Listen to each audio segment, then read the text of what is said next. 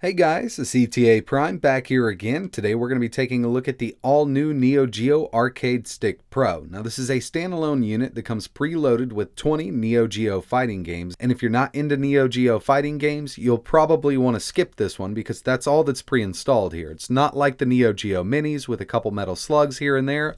This is all dedicated to fighting. So retail on this unit is $129. You can actually pre-order it right now on Amazon. It releases on November 22nd, which is coming up soon, but I was able to get my hands on an early unit to take a look at this thing. So even though this is its own standalone console / arcade stick, you can plug in extra controllers like the Neo-Geo Mini controllers or the Neo-Geo Mini itself. There are some USB Type-C ports on the front here, so you can use those as controllers, or you can go vice versa with it and use this as a controller for your Neo-Geo Mini. So right out of the box, this thing actually has a lot of heft to it. I'm sure there's a metal plate in the bottom here, but the plastic itself doesn't feel like it's going to crack anytime soon. The top layer will not flex, and the only way this thing's going to get broken is if you throw it across a room. Build quality on this thing was something that I'm worried about, given that it's a all plastic unit, but overall it seems really solid. So inside of the box, you're obviously going to receive the Neo-Geo Arcade Stick Pro, a USB Type-C to full-size USB 2.0 cable for powering the unit, user manual, rubber feet that you can install on the arcade stick itself so it doesn't slide around on the table, and a USB Type-C to full-size female USB 2.0 adapter for connecting different peripherals like the Neo-Geo Mini or controllers. So the whole stick itself is actually set up pretty nicely. On the rear we have a USB Type-C for powering the arcade stick itself, full-size HDMI output, and a full-size USB 2.0 port for upgrading the firmware. On the front, we have two USB Type-C ports for plugging in the Neo-Geo Mini controllers, and a 3.5mm audio jack. Over on the right-hand side, we have a few extra buttons. Turbo, Options, Select, Start. We have the on and off switch plus a mode button set to 1, 2, and 3. This mode button will be used if you want to plug this into a Neo-Geo Mini with the provided USB cable that's actually tethered to the unit inside of the bottom of the arcade stick. So overall, I really like the design and coloring choices of this arcade stick. The included stick itself feels pretty decent, and the buttons aren't top of the line, but they do work, and I'm pretty sure there's some type of kind of Sanwa clone, and these might be able to be changed out. I will be doing a teardown by the end of this video so we can take a look at the internals. So it's a 4-way gate included with the stick itself, and the micro switches feel pretty good. I don't know what they're using in here, but like I mentioned, we will be doing a teardown. As for the buttons, I'm pretty sure they're not using the quiet Sanwas. These are some type of clone, but they can probably be changed out very easily. So as for the 20 preloaded games, we have the King of Fighters 95, 97, 98, 99, 2000, 2002, Fatal Fury Special, Fatal Fury 3, Mark of the Wolves, Samurai Shodown 2, 3, 4, 5 Special, Art of Fighting, World Heroes 2, World Heroes 2 Jet, World Heroes 2 Perfect, Ninja Masters, The Last Blade 2, and KIZUNA Encounters. To my surprise, there's actually some decent settings in here. If we go down to the little settings icon, we can enter the options menu. We have language, screen size. This will allow us to set it to 4:3, 16:9, and also change the overscan. Next on the list is quality setting, smooth rendering, perfect scaling, transverse scan lines, longitudinal scan lines, and 45-degree scan lines. Headset volume, and finally system. Now this will allow us to update the firmware, and I'm not sure if they're going to be adding games down the road. That would be pretty awesome. And I personally wish they would have thrown at least one metal slug in here, but I understand they wanted to set this up as a fight stick, and that's exactly what it is. So obviously with the YouTube video compression, this is going to be kind of a hard comparison here.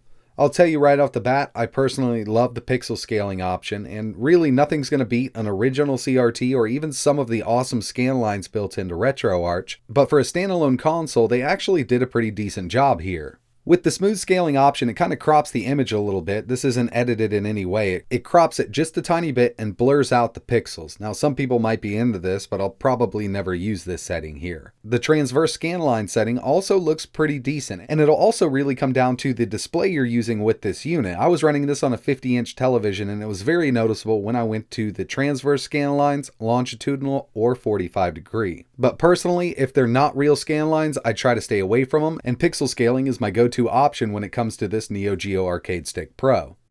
So overall, I like the interface here. I kind of wish we could customize that background color, but it's pretty quick and it definitely loads up the games faster than the Neo-Geo Mini did, which makes me suspect that they're using a higher end CPU in here, which makes sense since they've already done the Neo-Geo Mini. They can source better parts for around the same price. So I did want to test out a few games here, and I used this smaller portable monitor so we could see the stick and the screen at the same time instead of using that big 50-inch. But I'm going to go ahead and get into a little bit of gameplay, then we'll do a teardown, and I'll give you my initial impressions on this stick.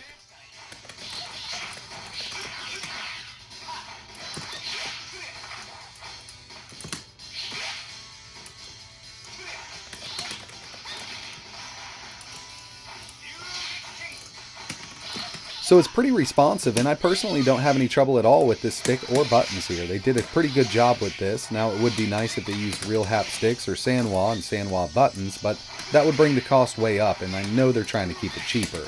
But you really shouldn't have any trouble with what's pre-installed here.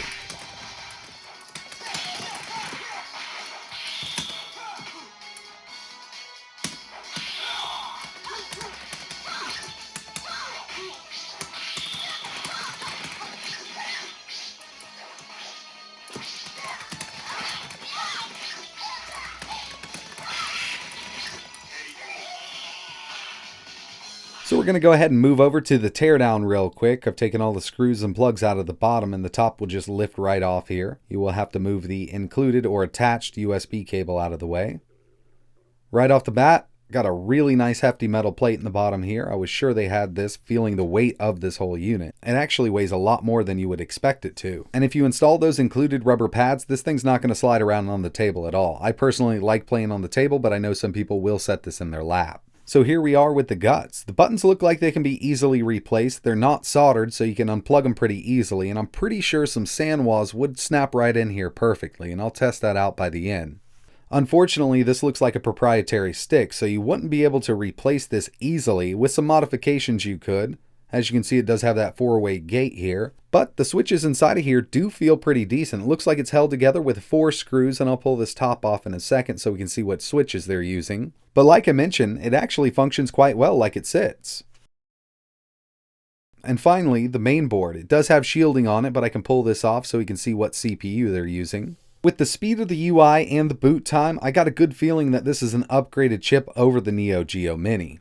So before we move into the CPU specs, I just wanted to give you a quick look here. On the right, we have the included buttons, and on the left, we have a real Sanwa quiet button. And I'm glad they added connectors instead of soldering this directly, because these Sanwas will fit directly in here. And as for the buttons that come pre-installed, I'm pretty sure they're some type of Zippy brand. But if you ever needed to replace them or you just want to upgrade, it's definitely easy enough.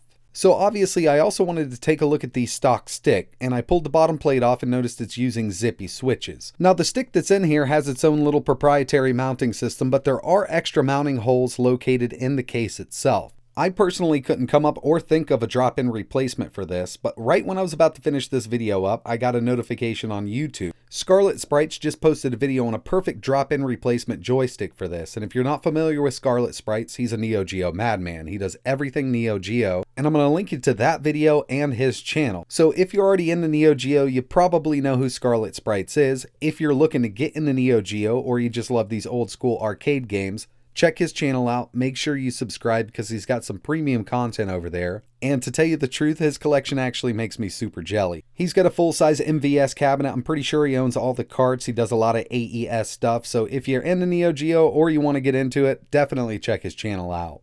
And finally, onto the CPU. This is using the Actions ATM 7051H. In the original Neo-Geo Mini, they were using the Actions ATM 7013, which was a 1.2 GHz single-core processor. Luckily, this has been upgraded. From all the information I can find on this 7031, it's a 1.3 GHz quad-core chip that comes in some really cheap tablets from China, but it does handle this Neo-Geo UI and games quite well. We also have 1 GB of flash storage, so with everything pre-installed on it, we probably have around 400 to 500 megs left on here, and if adding games is a possibility down the road, we can add a few more here. And finally, the RAM, 256 megabytes DDR3, which is plenty for running these games. So overall, it's not top of the line specs. We'll probably never see like RetroArch or something running on here, but possibly in the future we will be able to add our own games.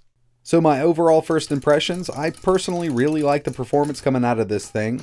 Buttons and sticks are pretty decent. The buttons are easily upgraded like you saw. And thanks to Scarlet Sprites, we now know we can purchase a drop-in stick for this thing. A quad-core 1.3 GHz A9 ARM chip, 1 gig of flash storage, and 256 megabytes of RAM. I like that they added 5 different scaling options. Pixel scaling is the way to go for me, but if you like those fake scan lines, they don't look bad at all. But keep in mind, it will really depend on the display you're using when you're running this unit. The game selection is great if you're into Neo-Geo Fighting games. Now, I really do wish they would have added 1 or 2 side scrollers like Magician Lord or maybe some Metal Slug on here just to keep everybody happy, but overall, this is a fight stick, and that's what they really went with.